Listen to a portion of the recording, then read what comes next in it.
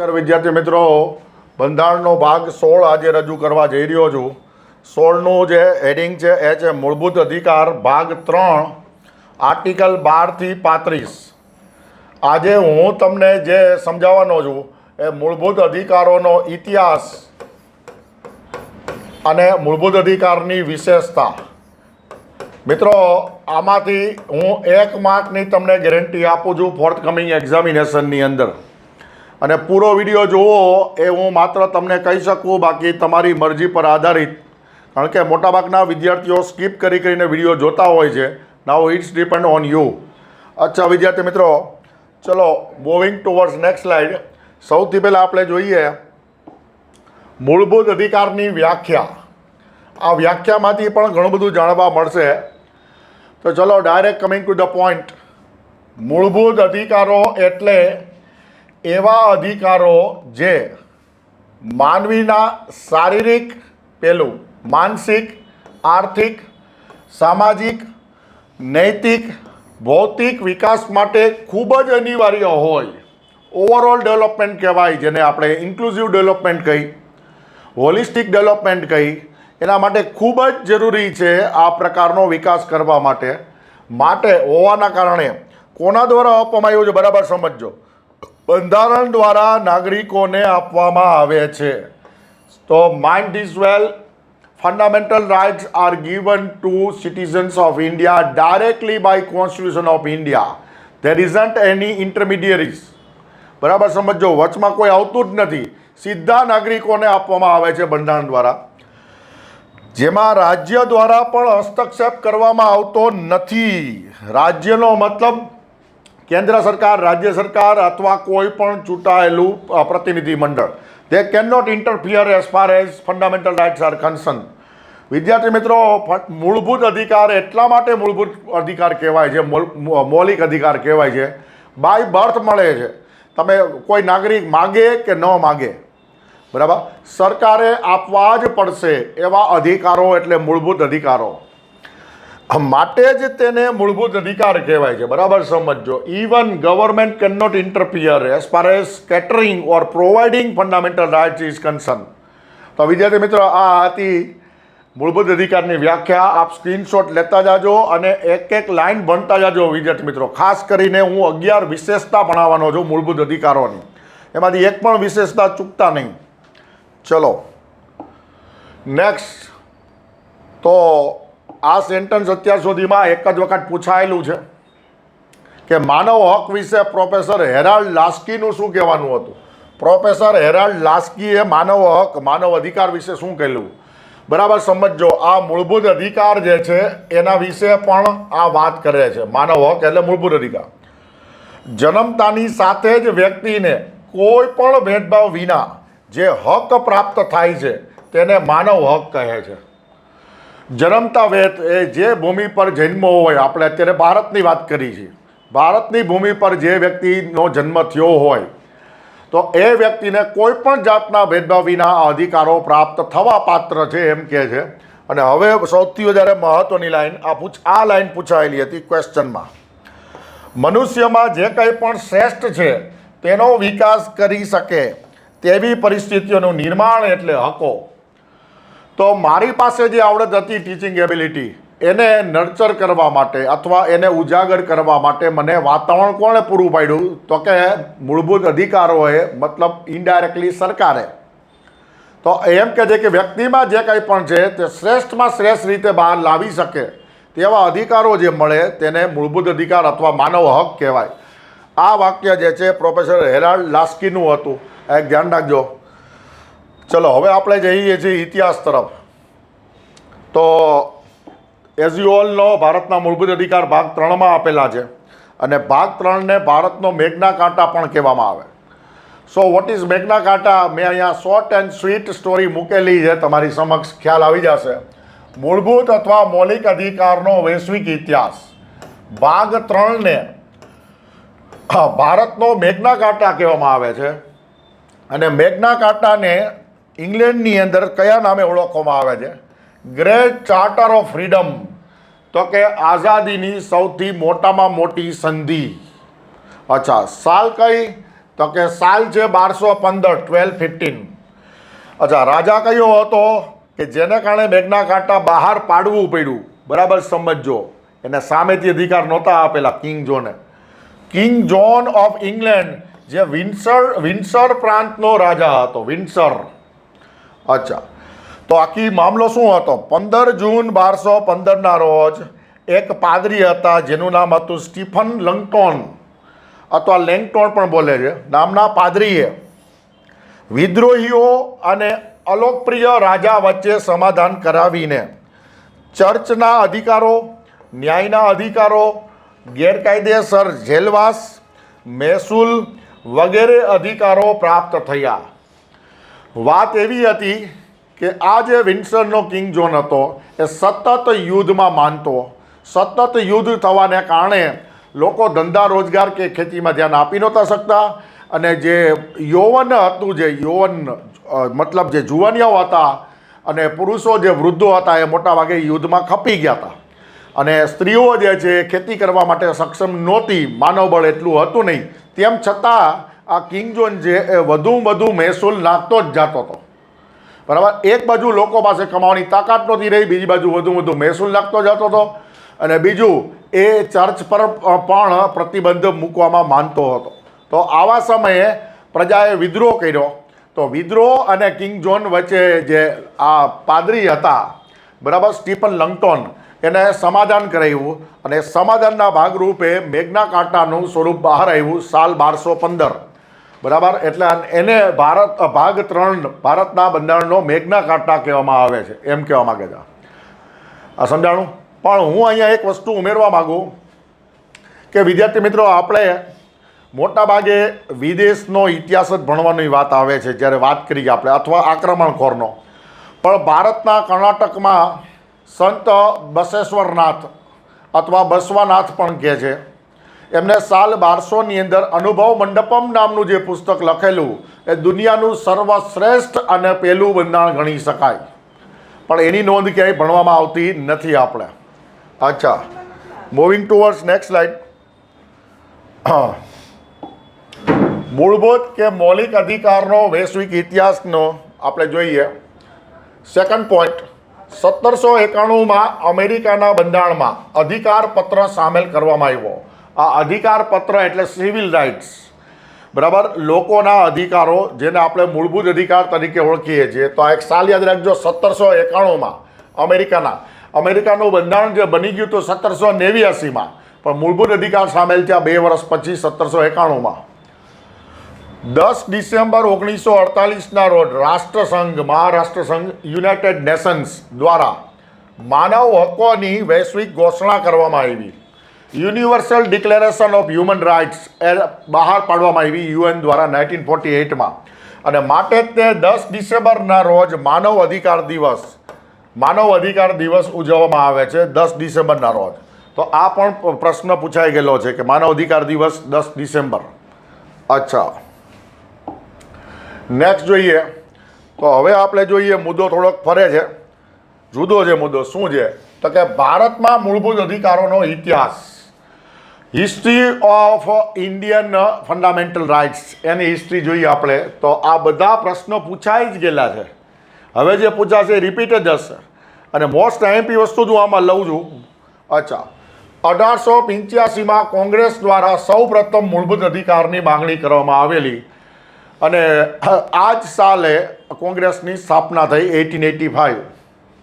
1915માં એની Besant દ્વારા એમ નહીં પરંતુ ભારતીય બંધારણીયના ખરડા સ્વરૂપે મૂળભૂત અધિકારોની માગણી કરવામાં આવેલી. આ પણ પૂછાઈ ગયેલો પ્રશ્ન છે. 1925માં કોમનવેલ્થ ઓફ ઇન્ડિયા બિલમાં માગણી કરવામાં આવી. તો કોમનવેલ્થ ઓફ ઇન્ડિયા બિલની અંદર માગણી કરવામાં આવી 1925માં. મોસ્ટ આઈએમપી પોઈન્ટ અવારનવાર પૂછાઈ ગયો છે. 1928માં મોતીલાલ નહેરુના નહેરુ રિપોર્ટની અંદર, કે જે બંધારણની બ્લુ પ્રિન્ટ ગણાતી, એમાં પણ ભારત માટે મૂળભૂત અધિકારોની માગણી કરવામાં આવી. ચલો નેક્સ્ટ. પછી બહુ આઈએમપી છે એટલે મેં આવી રીતે લીધેલું છે સ્પેશિયલી. હવે પછીની પરીક્ષામાં આ આઈએમપી હું કહું છું. સાલ 1931 કરાચી અધિવેશન, તથા પ્લસ બીજી ગોળમેજી પરિષદમાં પણ ગાંધીજીએ 2 વખત કરાચી અધિવેશન ને બીજી ગોળમેજી પરિષદ મૂળભૂત અધિકારોની માગણી કરી, પરંતુ પરિણામ શું આવ્યું?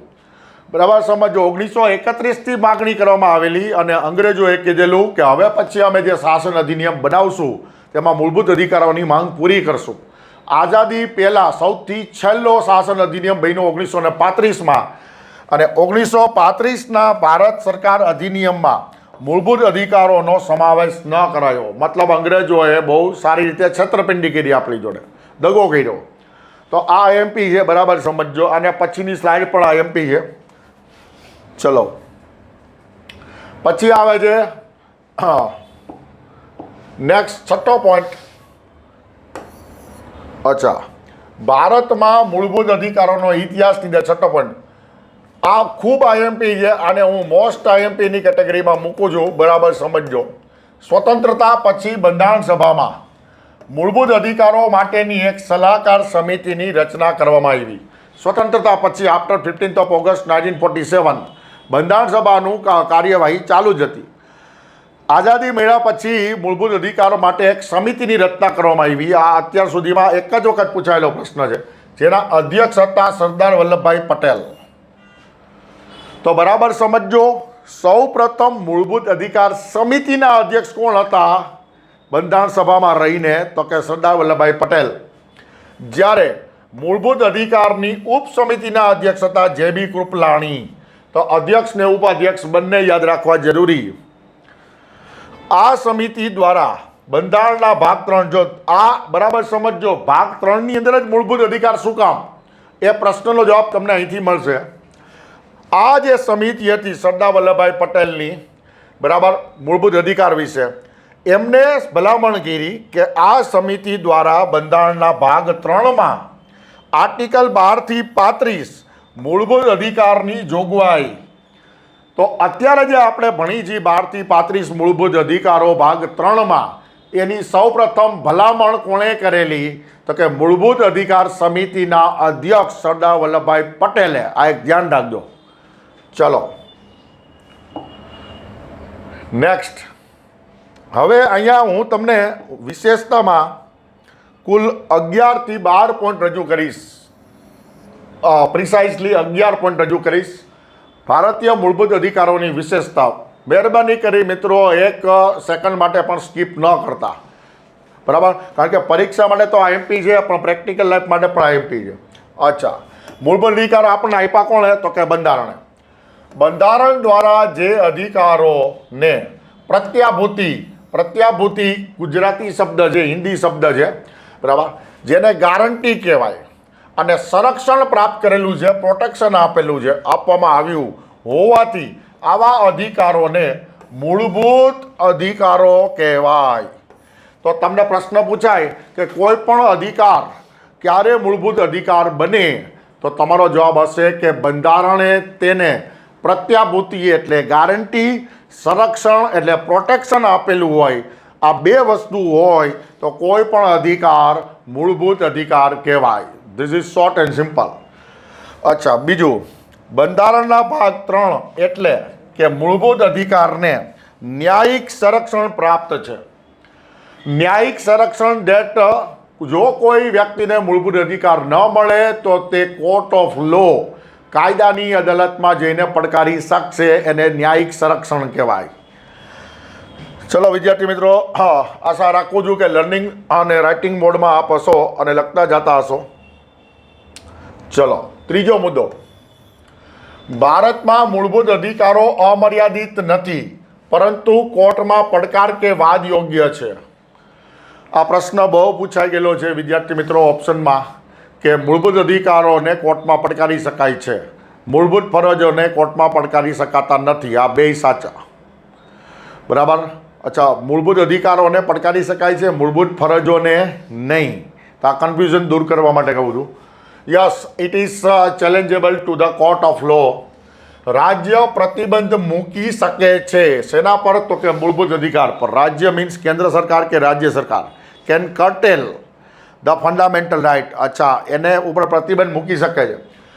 પરંતુ તેના વ્યાજબીપણાનો ખ્યાલ કોર્ટ રાખે છે. હવે એ જે પ્રતિબંધ છે એ હકીકતમાં કેટલે હદ સુધી રિઝનેબિલિટી ટેસ્ટ પર ખરો ઉતરે છે, વ્યાજબીપણાના ખ્યાલ પર કેટલો ખરો ઉતરે છે એનો ખ્યાલ કોર્ટ રાખશે.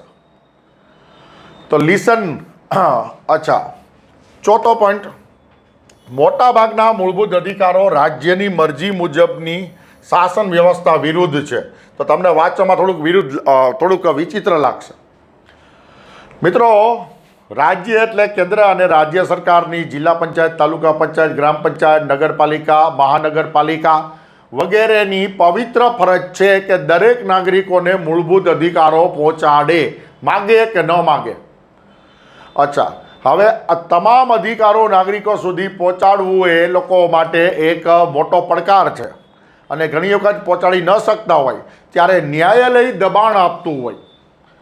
અત્યારની જ વાત કરીએ આપણે તો હાલના ચોમાસામાં સમયની અંદર રસ્તા ખૂબ જ ડેમેજ થઈ ગયેલા છે, જોખમી છે, લોકોનો જાન જાય તેવો. તો લોકોને જે પોતાના અધિકાર છે એ લોકો વ્યવસ્થિત યુઝ નથી કરી શકતા, માટે વચમાં દરમિયાનગીરી કોણ કરશે? કોર્ટ કરશે. અને માટે મૂળભૂત અધિકારો આપવાની જે ફરજ છે એ મોટાભાગે રાજ્ય વ્યવસ્થા જે છે, રાજ્યની મરજી અથવા શાસન વ્યવસ્થા છે એ લોકોને અલોકપ્રિય છે, માટે એની વિરુદ્ધ છે એમ કહી શકાય. અચ્છા, નેક્સ્ટ, વેરી ઇમ્પોર્ટન્ટ. તમને લાગે દરેકમાં હું ઇમ્પોર્ટન્ટ કહું છું તો કે આ છે. અચ્છા, આ પ્રશ્ન જીપીએસસીમાં પણ પૂછાઈ ગયેલો છે અને 2020ના કોરોના કાળનું પરફેક્ટ એક્ઝામ્પલ છે આનું. એ પણ હું તમને કહું છું. ચલો, અહીંયા શું લખેલું છે? નો રાઇટ ઇઝ એબ્સોલ્યુટ. કોઈ પણ અધિકાર સંપૂર્ણ નથી. કોઈ પણ અધિકાર સંપૂર્ણ નથી. અચ્છા, કેવી રીતે? હજી હું ઘણું બધું ડેલિબ્રેશન ચર્ચા કરવાનો છું તમારી જોડે. કોઈ પણ અધિકાર સંપૂર્ણ નથી. રાજ્ય નીચેની પરિસ્થિતિઓમાં મૂળભૂત અધિકારો પર કાપ કે પ્રતિબંધ મૂકી શકે છે. આ ત્રણ કઈ પરિસ્થિતિ છે આપ જોતા જશો વિડીયોની અંદર, યાદ રાખી લેજો, ગોખી લેજો. જાહેર વ્યવસ્થા, પબ્લિક ઓર્ડર, જાહેર નીતિમત્તા, પબ્લિક ડિસન્સી, જાહેર સ્વાસ્થ્ય, પબ્લિક હેલ્થ. તો વ્યવસ્થા, નીતિમત્તા અને સ્વાસ્થ્ય, આટલું એક યાદ રાખજો. જ્યારે સમગ્ર ભારતની જાહેર જનતાને જ્યારે આ ત્રણ મુદ્દા લાગુ પડતા હોય ત્યારે મૂળભૂત અધિકારો પર પણ કાપ મૂકી શકાય.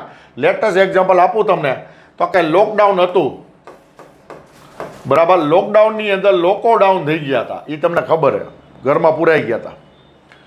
ત્યારે કયા અધિકાર પર પ્રતિબંધ મૂક્યો હતો? સૌથી પહેલાં શટર ઉંચકવાની જ મનાઈ હતી, મતલબ વેપાર વાણિજ્ય પર પ્રતિબંધ હતો, અવર જવર પર પ્રતિબંધ હતો, બરાબર? અમુક ખાદ્ય પદાર્થ પર પ્રતિબંધ હતો. તો વિદ્યાર્થી મિત્રો, આજે તો આપણા મૂળભૂત અધિકાર છે. આર્ટિકલ 19(1) મુજબ ધંધો, વાણિજ્ય, વ્યવસાય કરવાનો અધિકાર છે. અચ્છા, આર્ટિકલ 19(1) મુજબ હરવા ફરવાનો અધિકાર છે. તો શું કામ? જાહેર સ્વાસ્થ્યની બાબત હતી મિત્રો, જાહેર સ્વાસ્થ્યની બાબત હતી, માટે સરકારે આકરા પગલાં લેવા પડ્યા, લોકડાઉન કરવું પડ્યું અને લોકોને ડાઉન કરીને ઘરમાં પૂરવા પડ્યા. શું કામ? તો કે આ હતી. તો ત્યાં તમે એમ ન કહી શકો કે ભાઈ અમારો મૂળભૂત અધિકાર ચડિયાતો છે. ના, ત્યારે પરિસ્થિતિના આધીન નિર્ણય લેવી પડે. પરિસ્થિતિ ચડિયાતી છે ત્યારે મૂળભૂત અધિકાર નહીં. તો આને કહેવાય નો રાઇટ ઇઝ એબ્સોલ્યુટ.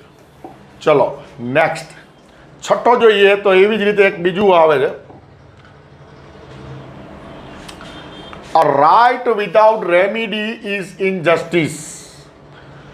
અચ્છા, આર્ટિકલ 32 બંધારણીય ઇલાજોનો અધિકારની અંદર આ બાબત આપેલી છે. તો આનું ગુજરાતી શું થાય?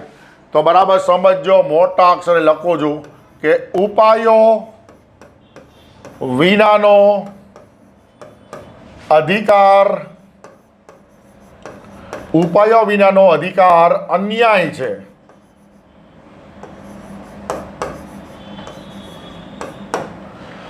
મિત્રો, સરકાર મૂળભૂત અધિકાર પ્રોવાઈડ કરે, સરકાર આપતી નથી, આપે છે બંધારણ. બંધારણે જવાબદારી આપી છે કોને? તો કે કેન્દ્ર રાજ્ય સરકારને. જો કેન્દ્ર કે રાજ્ય સરકાર મૂળભૂત અધિકાર આપવામાં નિષ્ફળ જાય તો જો અને તોની પરિસ્થિતિ આર્ટિકલ 32 મુજબ બંધારણીય ઇલાજોનો અધિકાર છે અને તેમાં 5 પ્રકારની રીત છે, WRIT.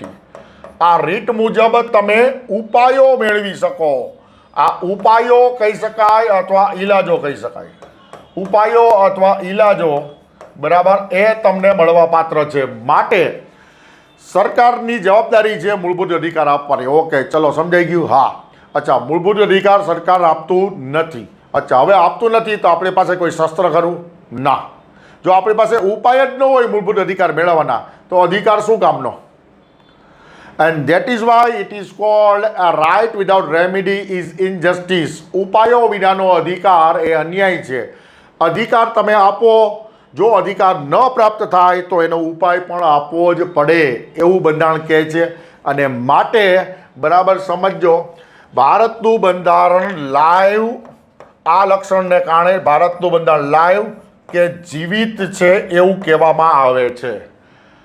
Only because of this characteristic our constitution is called live constitution. કારણ કે માત્ર અધિકાર આપીને શાંત નથી થઈ જતું.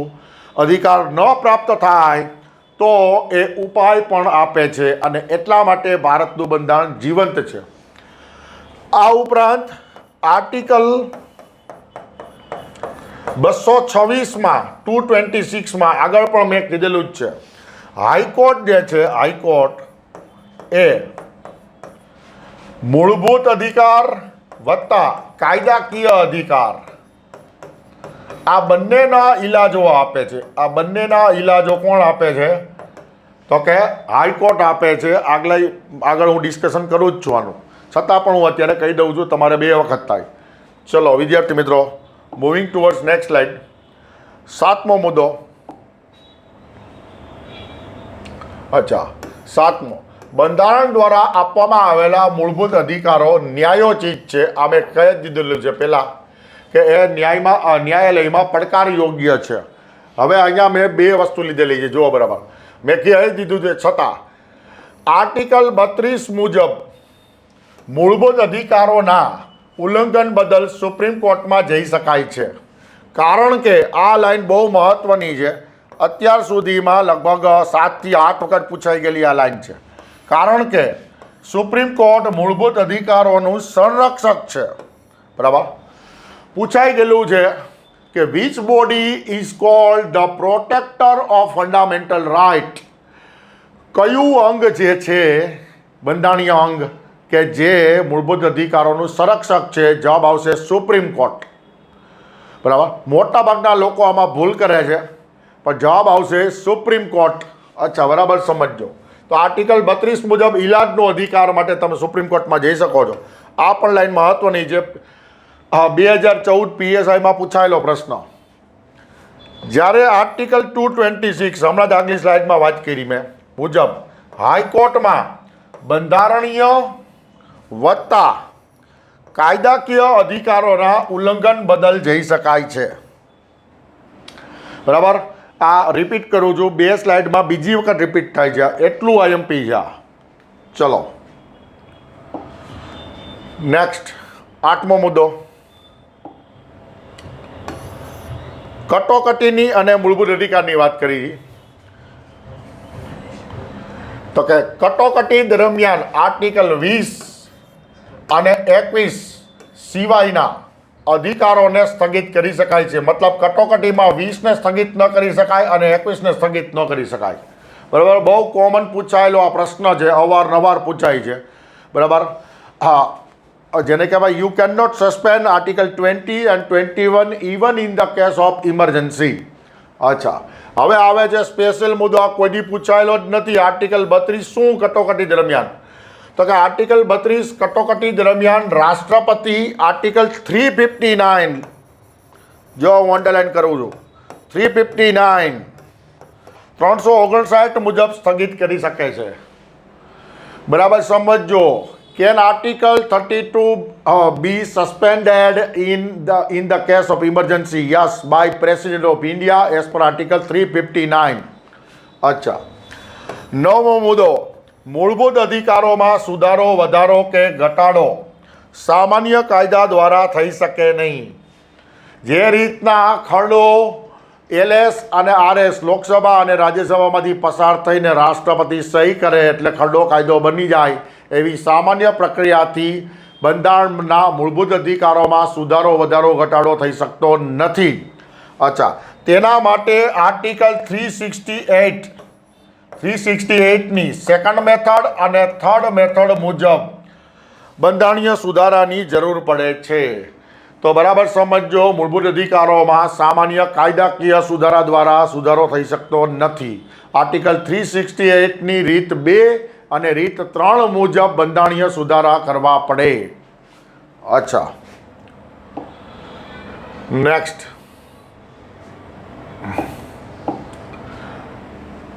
10મો પોઈન્ટ મૂળભૂત અધિકારોની વિશેષતામાં આર્ટિકલ 15, 16, 19, 29 અને 30 એ માત્ર ભારતીય નાગરિક માટે છે, મીન્સ લિવિંગ પર્સન, મારા તમારા જેવા માટે, જીવતા વ્યક્તિ માટે. જ્યારે આ આર્ટિકલ સિવાયના બાકીના અધિકારો જે છે એ વ્યક્તિ મતલબ જીવતા વ્યક્તિ પ્લસ કાયદાકીય વ્યક્તિ એટલે કે લીગલ પર્સન, કંપની, પેઢી, public company, private company, limited liability partnership, ભાગીદારી પેઢી વગેરે, પ્લસ કંપની અને પ્લસ પરિષદ, કોઈ પણ કાઉન્સિલ વગેરે માટે છે. તો બરાબર સમજો, આવા પ્રશ્ન કોઈ દી પૂછાણા જ નથી. કોમ્પિટિટિવમાં 2 પ્રકારના પ્રશ્ન પૂછાય, એક પૂછાયેલા, બીજા ન પૂછાયેલા. 11મો પોઈન્ટ કોઈ દી પૂછાણો નથી. હા, ઓપ્શનમાં આવેલો છે GPSC ક્લાસ 1-2માં એકવાર, ડોક્ટ્રિન ઓફ વેઇવર. બરાબર, તો બરાબર સમજો, ટુ વેઇવ, WAIV, વેઇવનો મતલબ થાય જતું કરવું, જતું કરવું કે ત્યાગ કરવો. અર્થાત ભારતમાં કોઈ વ્યક્તિ મૂળભૂત અધિકારોનો ત્યાગ કરી શકતો નથી. No citizen of India can waive fundamental rights. અચ્છા, મને ભારત સરકાર કે રાજ્ય સરકાર સામે વાંધો આવ્યો, હું હવે પ્રદર્શન કરવા માગું છું, વિરોધી પ્રદર્શન કરવા માગું છું, તો શું હું વિરોધ પ્રદર્શન કરવા માટે લેખિતમાં એફિડેવિટ કરી મારા મૂળભૂત અધિકારોને હું જતા કરી શકું ખરા? તો કે ના. એનો જવાબ છે ના. ભારતનો કોઈ પણ નાગરિક લેખિત અથવા મૌખિક રીતે મૂળભૂત અધિકારોનો ત્યાગ કરી શકશે નહીં. બરાબર, કારણ કે બંધારણે આપેલા છે, સરકારે આપવા પડે. કોઈ પણ વ્યક્તિ મૂળભૂત અધિકારોનો ત્યાગ કરી શકશે નહીં. તો આ હતા 11 મુદ્દા. શેના? તો કે મૂળભૂત અધિકારોની વિશેષતા. હવે આવે છે મહત્વપૂર્ણ આપની સમજણ માટે, સમજણ પુખ્ત બનાવવા માટે, મૂળભૂત અધિકાર અને કાયદાકીય અધિકાર વચ્ચેનો તફાવત. મૂળભૂત અધિકાર બાય બર્થ જન્મથી જ પ્રાપ્ત થાય છે? તો કે હા. જ્યારે કાયદાકીય અધિકાર પ્રાપ્ત કરવા માટે તમારે કોઈ કૃત્ય કરવું પડે. એક એક્ઝામ્પલ આપું, ભારતમાં જન્મથી જ બધા વ્યક્તિને ડૉક્ટર બનવાનો અધિકાર પ્રાપ્ત છે. Okay, he or she any person can become doctor, a doctor. અચ્છા, પરંતુ શું MBBSનું કૃત્ય કર્યા વિના ડૉક્ટર બની શકે ખરા? ના. તો MBBS બને એટલે કૃત્ય કર્યું, બરાબર. અચ્છા, MBBS કર્યા પછી એ ડૉક્ટર બનશે. એ ડૉક્ટર બનશે પછી પાછો બંધારણીય અધિકાર જીવતો થશે અને પછી એને ડૉક્ટર તરીકે પ્રેક્ટિસ કરવાની કોઈ ના નહીં પાડી શકે કાયદેસર રીતે. બરાબર, ઊંટ વૈદા ઘોડા છાપ ડૉક્ટરની વાત નથી કરતો, કાયદેસર ડૉક્ટરની વાત કરું. સમજાણું?